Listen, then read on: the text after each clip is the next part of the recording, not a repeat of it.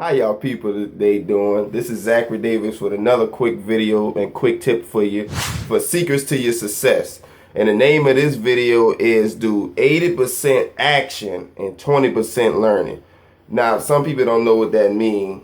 By saying that, a lot of people are doing a lot of learning and not putting anything to action. I listened to a webinar the other day, a matter of fact last night, about there's 4 different type of people. They have people who learn some and do not do any action at all. They spend their days just learning different things, learning new materials, buying new materials, buying a new product to come out hoping that it will create success for them. But actually, none of that training material or anything you brought like that will actually create success for them. You have to create the success. You have to put the action in. You have to put the time in to make that action. Then they have people who do average action that would sorry for I got like a little cold. That will put in a little action and get minimal results, and they wonder why they don't really have a lot of action, because they're putting up average action. Average action equals average results. So moving on to the next one, they have people who do maximum action. That's the persons who's the millionaires, who's making over $1,000 a month, $10,000 a month, or etc.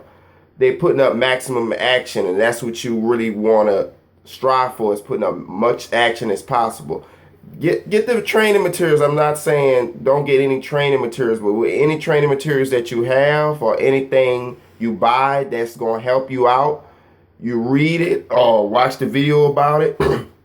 And then you put forth action right after you watch it, and put maximum action. I'm going to keep saying, put maximum action on it to make your whatever you brought come true.